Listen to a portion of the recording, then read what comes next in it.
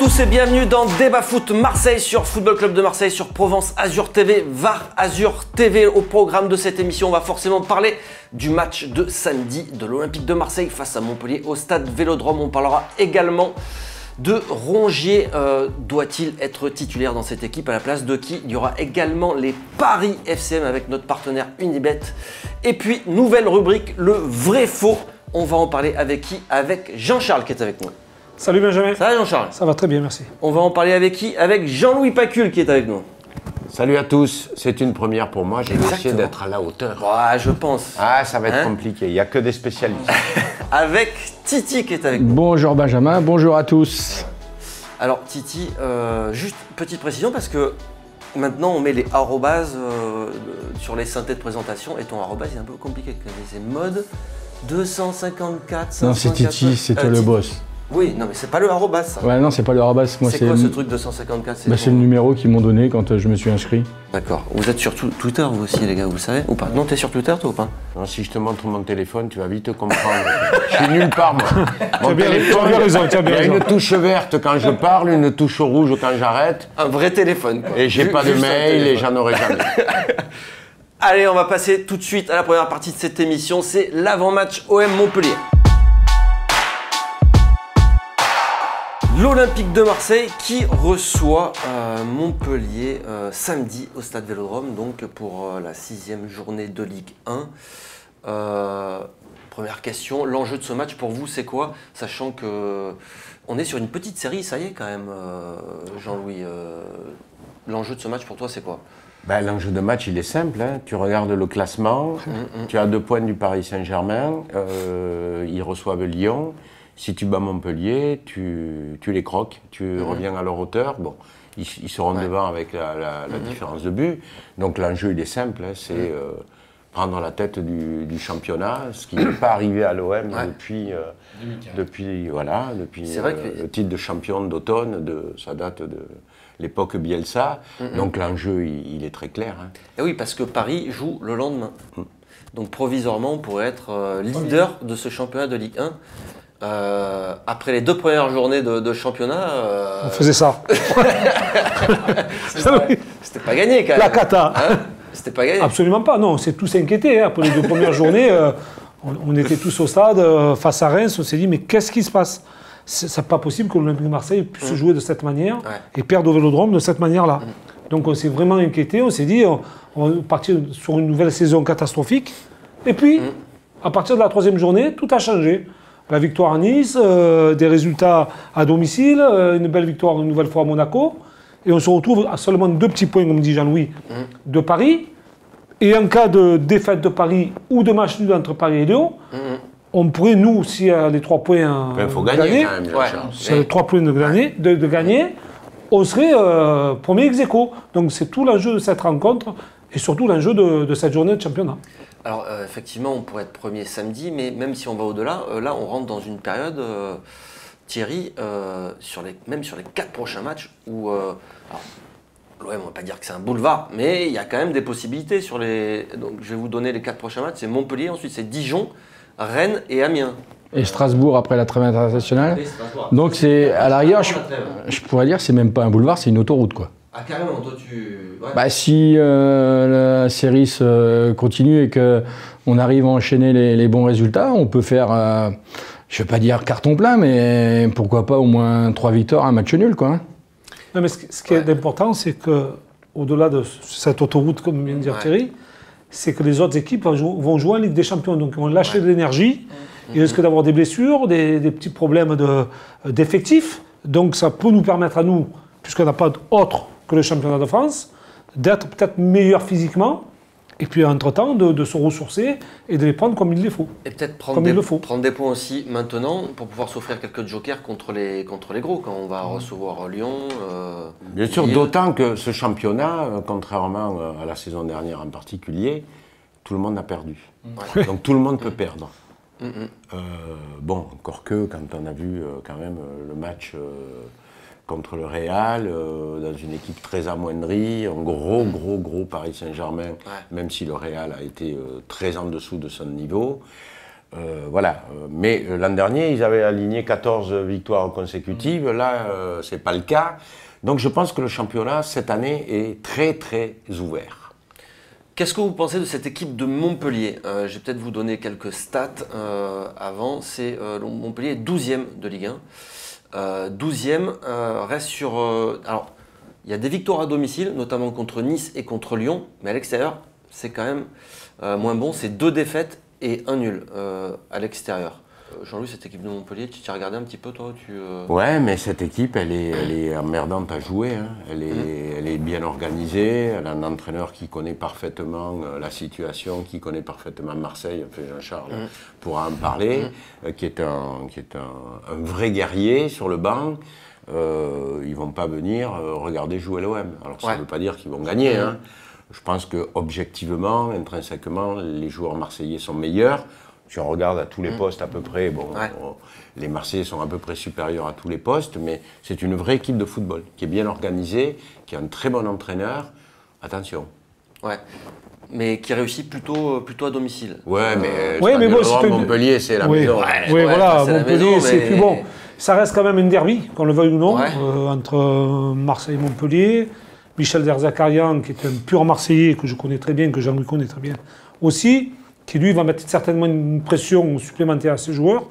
Et puis surtout leur expliquer que s'ils veulent remonter au classement, ça passera aussi par des victoires à l'extérieur, ou des bons résultats à l'extérieur, et notamment dans cette rencontre-là. Donc c'est quand même 2 équipes qui vont s'affronter, puisqu'il y a eu une victoire la semaine dernière de Montpellier et celle de l'Olympique de Marseille à Monaco, dans des conditions assez convenables, donc dans de bonnes conditions qui pourraient permettre d'avoir un match de football assez ouvert. Et puis bon, il y a quand même 2 attaquants côté montpellierin qui sont véritablement pas mal.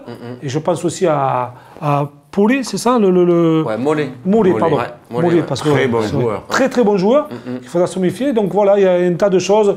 Même si Hilton est assez âgé, c'est un joueur quand même qui a joué ici, qui a quand même une grosse expérience, qui pourra mener aussi cette équipe. Mais cette année, Hilton, il est encore au très très haut niveau.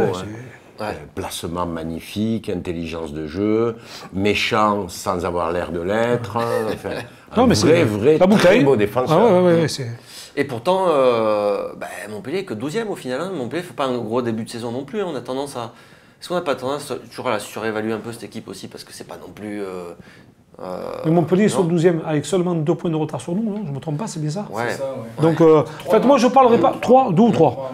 Je crois qu'ils ont 7 points, on en a 10, 3 points. Donc c'est simplement un seul match, c'est-à-dire une seule victoire.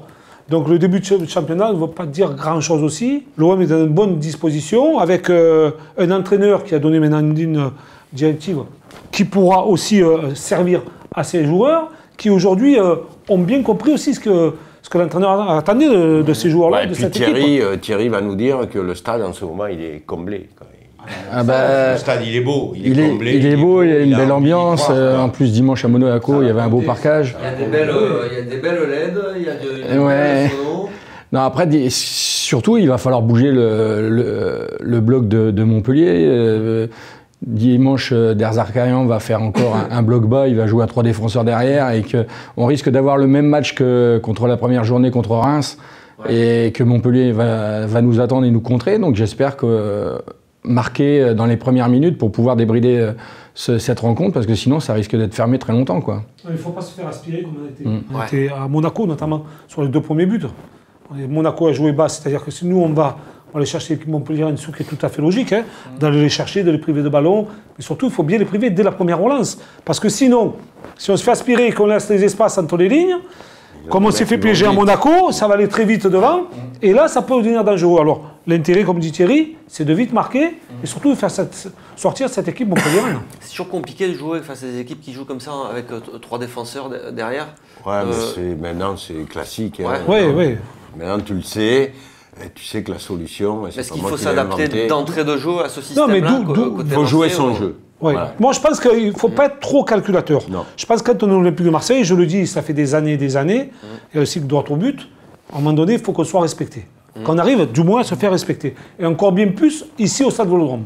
Je pense qu'à un moment donné, il faut aller chercher la pression, il faut mettre la pression sur l'adversaire, il faut bien écarter le jeu. Alors, c'est vrai que c'est un bloc défensif qui est bien centré, bien resserré.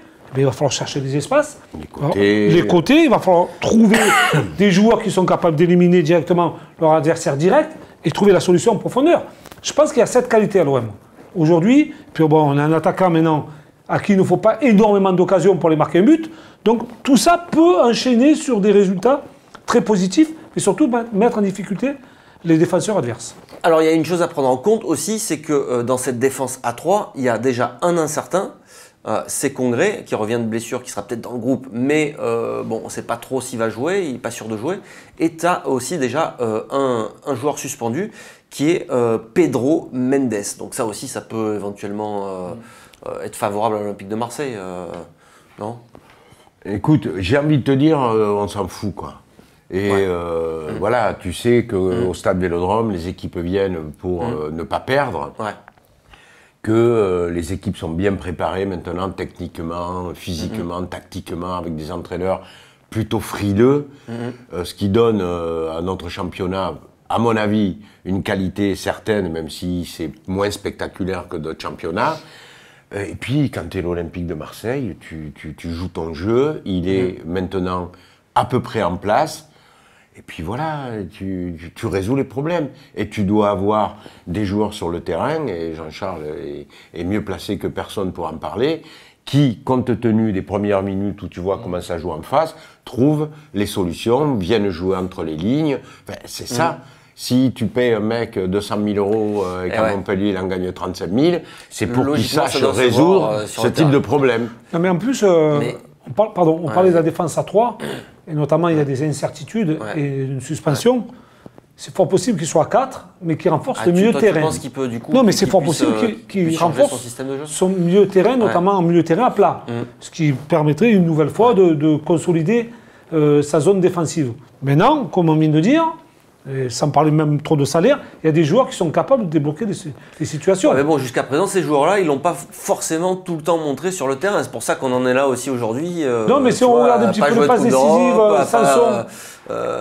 Sanson a donné une passe décisive, Sanson est capable de percer une ligne.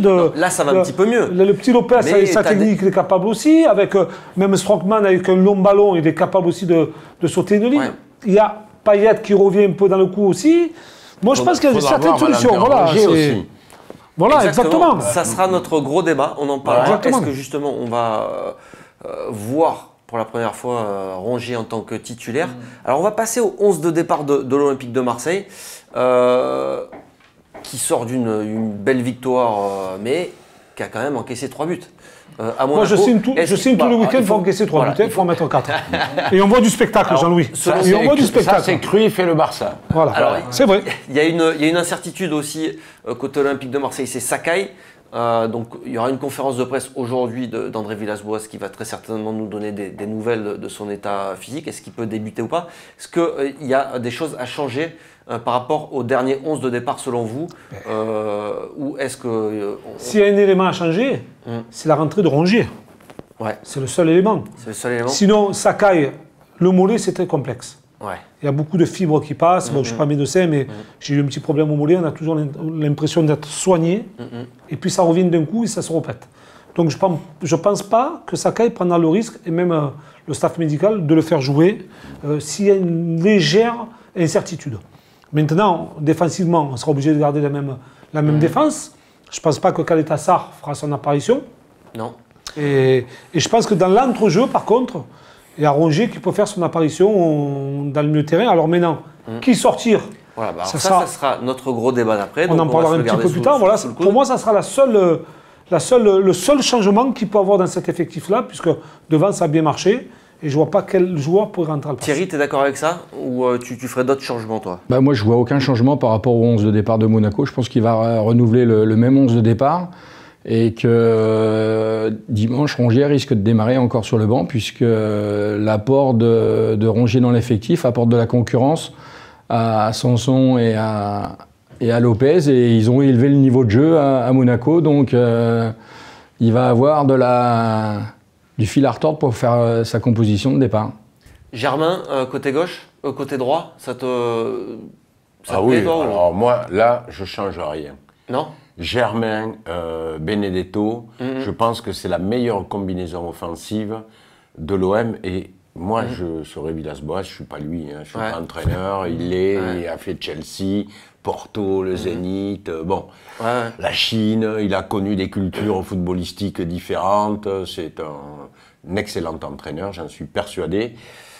Et ça m'étonnerait qu'il n'ait pas remarqué que Benedetto Germain, ça fonctionne parfaitement. Mais le mettre un peu sur ce côté-là, c'est pas gênant, même sur le long terme? Je m'en fous, qu'il le mette où il veut. Il le met où il veut, qu'il soit pas loin de Benedetto et qu'il soit deux à la pointe de l'attaque. Il y en a un qui te tire la défense à gauche, deuxième poteau, l'autre il vient au premier poteau. Il y en a un qui crée des espaces pour l'autre. C'est vrai qu'on a vu déjà des petits trucs. Ils ont l'intelligence tous les deux. On dirait que ça fait 10 ans qu'ils jouent ensemble. Tu sais, dans le football, il y a des joueurs complémentaires. En fait.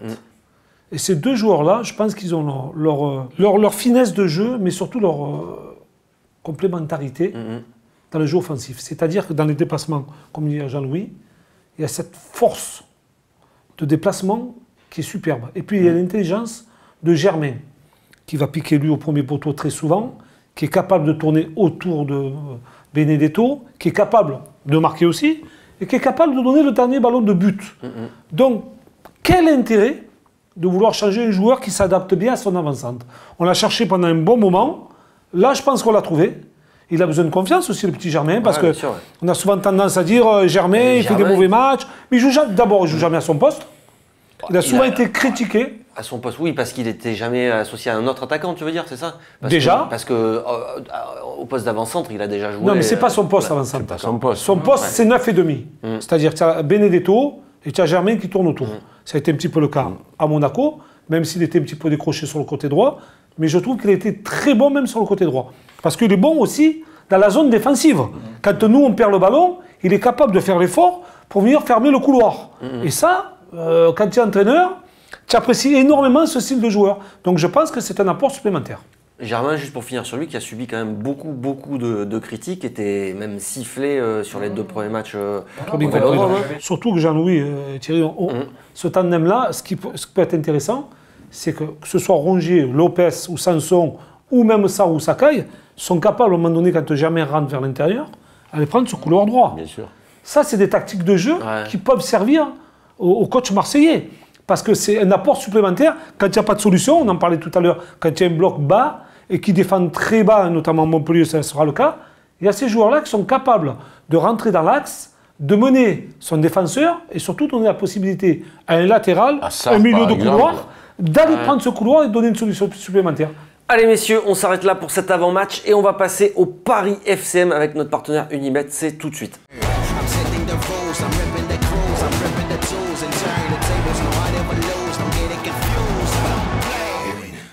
Allez messieurs, c'est l'heure des paris avec notre partenaire Unibet et on commence tout de suite comme d'habitude avec le pari Sécure.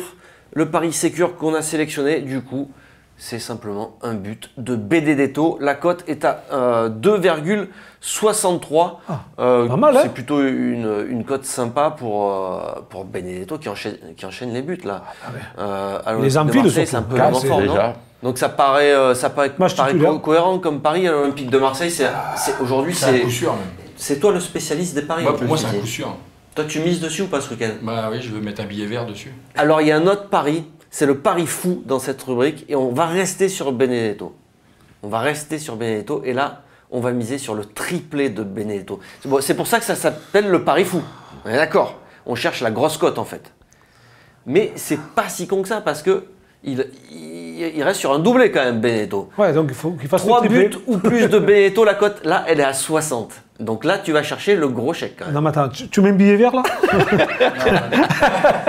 Comment ça? Tu peux mettre 1 euro. Ça te coûte quoi? Ah, 1 euro, tu risques rien. Tu mets 10 euros. Même 10 euros, tu ramasses 600 euros. Bon, il te plaît cet attaquant ou pas?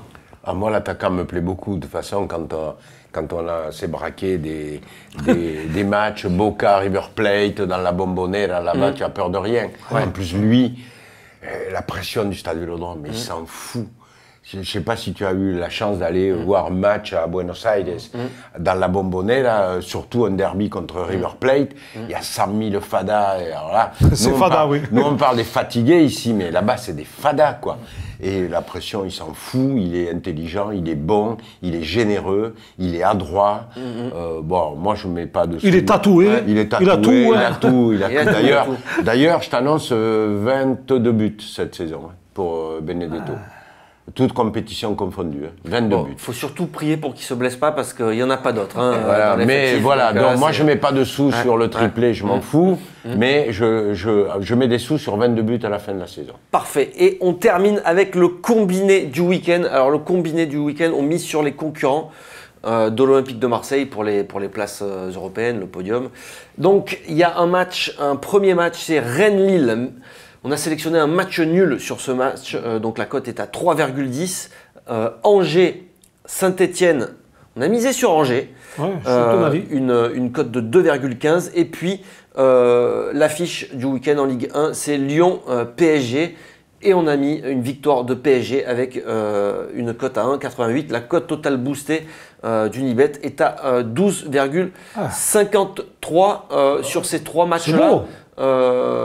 C'est beau. Ouais, c'est beau. Mais elle est logique en plus. Elle est logique. Elle est logique. Je pense que Paris est capable d'aller gagner, surtout après ce superbe match face au Real de Madrid, aller gagner à Lyon, que Lyon est en énorme difficulté. Lyon n'est pas bien en ce moment. Qui gagne plus un match quasiment.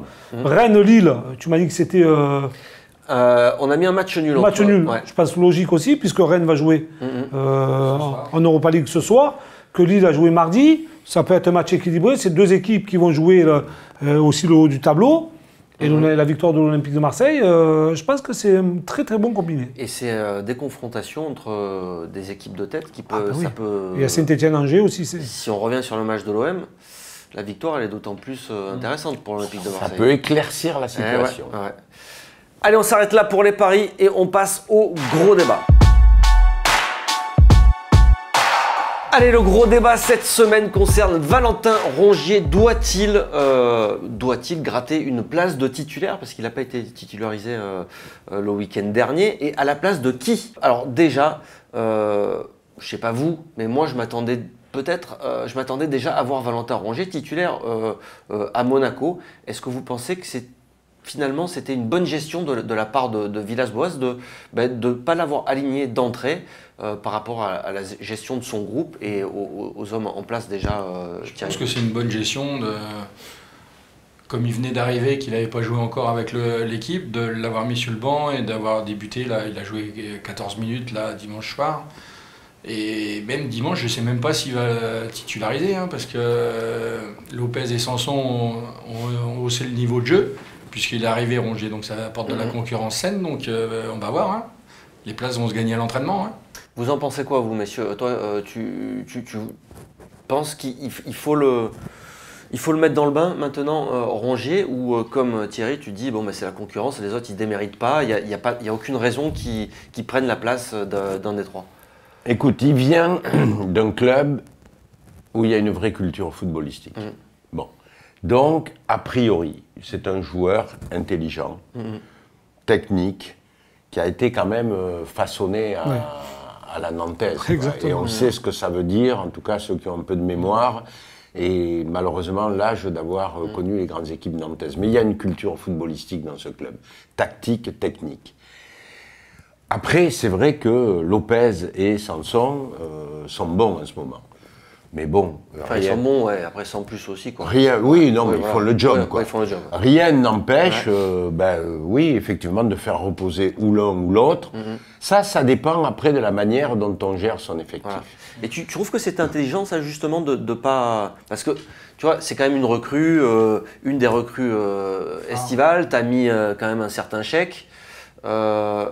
Et de la part de l'entraîneur, voilà, de conserver Lopez et Sanson, en termes de gestion, tu parles de gestion de l'effectif, c'est un bon coup, ça? Non, mais je pense qu'il faut leur expliquer. Maintenant, vous êtes trois pour 2 places, les gars. Donc, Thierry nous parle de l'entraînement, mais moi, je parle aussi des matchs. Parce qu'on a connu, nous, avec Jean-Charles, des joueurs qui était excellent à l'entraînement. Le petit Azuard, souviens-toi, qui à l'entraînement a régalé tout le monde. Et Ludo, sur le terrain, il avait du mal à s'imposer. Donc, moi, je pense qu'il faut laisser à Valentin Rongier sa chance sur un match entier d'être titulaire et puis de faire le bilan avec lui. S'il est meilleur, s'il rend plus de services, s'il est plus complémentaire, parce qu'il y aura peut-être des complémentarités qui vont se découvrir. Ah oui, aussi, ça, on n'en sait rien. Donc, moi, je serai entraîneur, encore une fois, je n'ai aucune capacité de l'être, mais je lui donnerai une chance sur un match en expliquant aux autres, il est dans l'effectif, il s'entraîne correctement, il vient d'un club qui est quand même l'une des références du football français, on lui donne sa chance, et puis s'il est meilleur que vous, c'est la vie. Et s'il est moins bon que vous, et puis il y aura des blessés, il y aura des suspensions. Puis il faut un effectif quand même où on double un petit peu aussi les postes. Et puis, mais au-delà de les doubler, Jean-Charles, il faut les faire jouer. Ben oui. Parce que les automatismes vont se trouver, les complémentarités vont se trouver ou pas. Et il faut que le gars, quand tu le fais rentrer, ce ne soit pas une pièce rapportée au puzzle. Qu'il soit tout de suite, qu'il sache tout de suite ce qu'il doit faire, comment il doit le faire. Et c'est pour ça que le laisser sur le banc en 2 matchs, pour qu'il puisse de visu regarder comment ça joue, comment ça se déplace, eh ben pourquoi pas. Mais moi je le mettrais. Allez, tiens. Toi tu le mettrais là samedi. Qu'est-ce que tu penses toi déjà de la gestion de Villas-Boas? Moi je pense que c'est déjà l'entraîneur est très intelligent. Côté marseillais, Villas-Boas, je pense qu'il a une culture, une intelligence où ça faisait quelques années qu'on n'avait pas ça. Non mais sincèrement. Je pense qu'il a connu, comme disait tout à l'heure Jean-Louis, plusieurs pays, plusieurs situations dans de grands clubs, et que la concurrence était importante. Maintenant, je pense que le jeune Rongier, d'avoir fait autant d'efforts pour le faire signer, et attendre un dernier moment pour renchérir, au moment donné Nantes, et payer, si on le laisse sur le banc de touche, je ne vois pas trop aussi l'intérêt. À un moment donné, ce jeune-là, quand il va rentrer, je suis certain qu'il ne sortira plus. Il a une capacité et un volume de jeu qui est hyper important et qui va servir énormément à l'équipe. Parce qu'il a beaucoup d'activités, notamment dans un couloir. Il est capable de se projeter en numéro 10, il est capable de se projeter en numéro 6, il est capable d'aller dans un couloir. Il a cette dernière passe, il a cette qualité technique, et surtout ce qu'il disait aussi Jean-Louis, la culture nantaise. Et je pense que l'entraîneur portugais aime cette culture-là.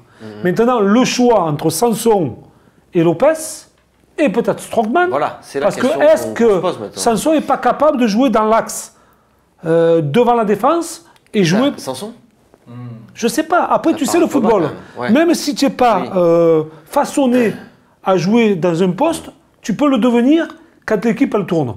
C'est-à-dire l'adaptation se fait rapidement parce que tes partenaires autour de toi font le job. Et ça... Est-ce qu'il a suffisamment cette agressivité là pour aller gagner des duels dans le cœur du jeu? Dans le jeu aérien, il est bon. Non, mais moi, tu parles de Sanson. Là. Oui. Sanson en pointe basse. Oui, Sanson dans le jeu aérien est bon. Il est bon dans les contacts, parce qu'il rentre dans les contacts. Ah, tu trouves? Mais bien sûr. Quand tu as le jeu en face de toi, que tu as ton adversaire qui arrive, c'est plus facile que quand toi tu récupères le ballon et que tu vas fixer ton adversaire. C'est ce que j'expliquais un petit peu la semaine dernière. Je pense qu'après, c'est ce qu'il y a autour de toi. Les mouvements qu'il y a autour de toi, les déplacements qui vont se faire, mais surtout la capacité à pouvoir récupérer des ballons et à les sortir proprement. Ça peut permuter. Le petit Rongier, à un moment donné, si Sanson coupe la ligne intermédiaire, Rongier peut rentrer dans l'axe, en numéro 6. Voilà. Après, j'ai presque envie de dire que c'est un roulement qui va se faire et ça va jongler un petit peu comme ça. Après, ça sera la patte de Villas-Boas aussi de savoir, parce que là, on parle comme ça. Mais si demain, Strootman n'est pas là ou suspendu ou quoi que ce soit, qui va jouer à son poste? On va faire entrer Caleta déjà qu'à la base, c'est pas son jouer, poste. Non, mais il faut déjà penser à ça. Villas-Boas y a pensé. Mais bien sûr, il faut anticiper quand même la situation. Il sait que ça va être un casse-tête parce que déjà, Strootman, c'est pas son poste de jouer en 6. Ouais, donc si en plus il le perd. Il prend des cartons. Mais c'est le poste qui veut ça aussi. Oui, bien sûr. Il y a le tempérament du joueur, mais il y a le poste aussi. Tu sais, ce fameux numéro 6 dont on parle à une époque. Moi, j'ai connu ça. Il y a une université spécialisée dans l'analyse du sport qui a fait des études sur 10 ans sur le poste numéro 6 et qui montrait que c'était celui qui prenait le plus de cartons et celui qui se blessait le plus souvent. Mais c'est pas un hasard, c'est parce que c'est celui qui est au front en permanence. Donc il sait, Jean-Charles, il a joué la moitié de sa vie, Deschamps le sait par cœur. Depuis qu'il a repositionné Strootman en 6, on a retrouvé un équilibre de bloc. On a plus ces lignes distendues au niveau du bloc équipe et depuis qu'il joue là, je trouve que l'équipe est mieux, on arrive à plus facilement gérer les matchs, en fait, les temps forts, les temps faibles. Mais surtout, tu as les 3 lignes qui sont plus rapprochées, c'est-à-dire que Strootman qui reste en cas de défaillance, un latéral qui monte, qui va faire l'effort, il est capable, lui, de rester devant sa défense et de passer quasiment une défense à 3. Et ça, c'est important aussi. Après, comme je dis, c'est toute une question d'aménagement. C'est dans l'esprit du joueur, dans l'esprit de collectif. Si tu te dis, je veux faire ce rôle-là, je suis capable de le faire. Mais bon, tu sais, Sanson, il a eu l'habitude d'être remplaçant. Lopez, il a eu l'habitude d'être remplaçant. Bien sûr. Strootman aussi. Et Strootman aussi. Et Rongier arrive. C'est pas comme dans une équipe où tu as Verratti, Gay installé que tu fais des... Tu luttes pour prendre la place. Voilà. Là, c'est des joueurs qui n'ont pas été tous immédiatement titulaires, Lopez en particulier, Sanson aussi quand il est arrivé, Strootman non plus, parce qu'il y avait Luis Gustavo. Donc, bon, chacun a sa chance. Et après, c'est celui qui en voudra le plus, qui montrera à l'entraînement et sur le terrain qu'il est capable de faire les efforts qu'on lui demande. C'est un poste de sacrifice, quoi. Il faut avoir le coffre, il faut avoir l'envie, il faut... Oh. Puis à ça, il faut ajouter aussi le dialogue qu'il y aura à Villas-Boas. Parce que c'est hyper important, comme on dit, de sortir un joueur, de le faire rentrer le match d'après, lui expliquer pourquoi il sort, pour quelles raisons. Par rapport à l'adversaire, par rapport au schéma qu'il va mettre en place, par rapport à la fatigue, par rapport à la séance d'entraînement. Le dialogue est hyper important de lui dire que tu n'es pas condamné, tu es là, c'est la concurrence, tout le monde aura sa chance, tout le monde jouera. Donc à un moment donné, c'est celui qui sera le meilleur qui va participer. Et puis, comme on sera en Ligue des Champions la saison prochaine, il y aura besoin de tout le monde. Mais est-ce que c'est intelligent de faire un turnover ou pas au final? De partager le temps de jeu avec ces 3 joueurs. Mais c'est même pas partager le temps de jeu. Il y a des entraîneurs qui sont un petit peu adeptes de ça. On sait que Courbis, par exemple, c'est un entraîneur qui aimait bien changer à chaque fois de faire ce turnover. Non, ça vous paraît... Moi, j'imagine un jour le football raisonner comme le rugby. Le mec, il rentre. Bonne chance à l'équipe de France samedi contre l'Argentine. Guirado, il rentre, il est capitaine. Il sait qu'il va jouer 62 minutes. C'est écrit, sauf s'il se blesse avant.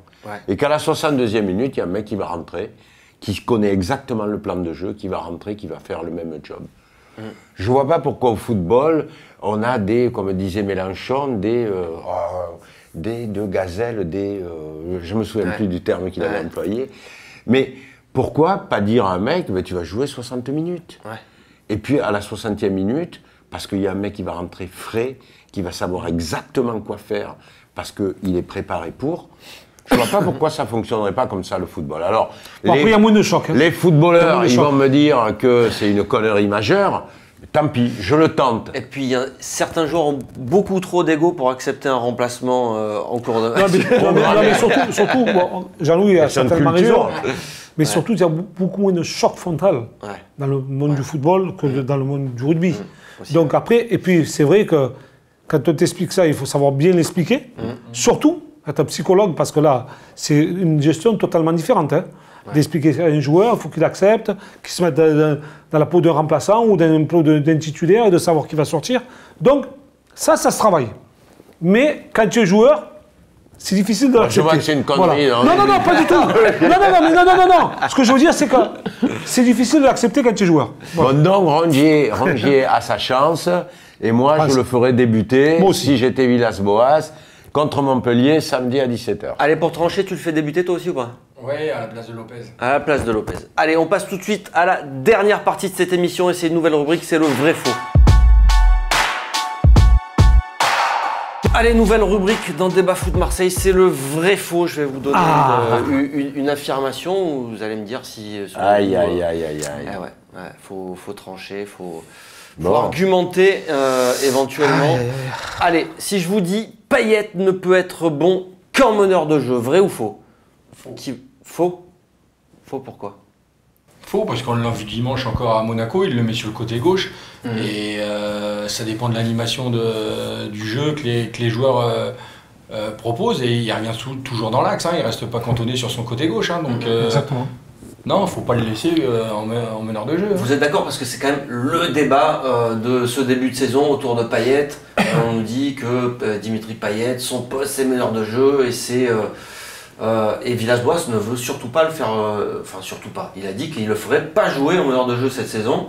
Ça, j'attends un peu de voir quand même. Ouais. Bon. Tu en penses quoi, toi, Jean?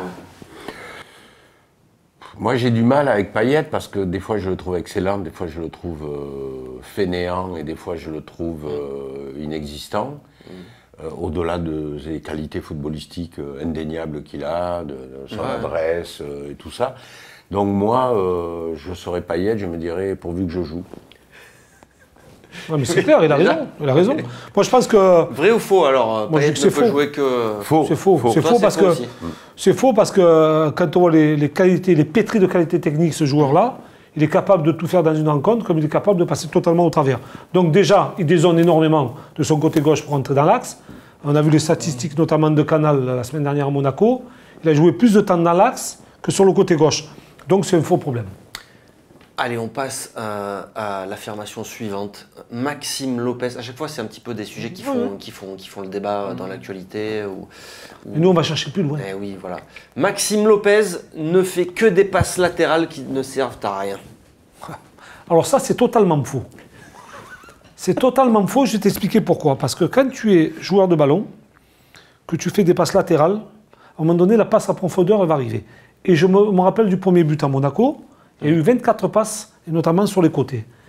Parce que ça fait bouger le bloc adverse, tes passes. Même si elles sont latérales, tes adversaires, ils bougent. Ils vont d'un sens, dans l'autre.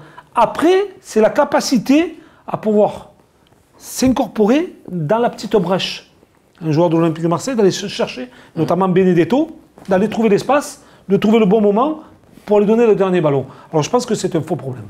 Jean-Louis ? Faux problème aussi, parce que si on a le Barça comme référence, il pouvait jouer 12 minutes en passe latérale jusqu'à ce qu'il y ait la passe verticale de Iniesta pour Messi ou pour quelqu'un d'autre, et il y avait un but au bout.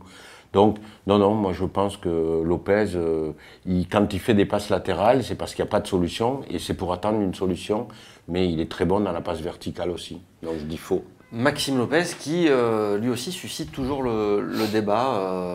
Il y a ceux qui aiment et puis ceux qui... Moi, je suis pas fan. Voilà, c'est pour ça que j'en viens à entendre ceux qui aiment et ceux qui aiment moins.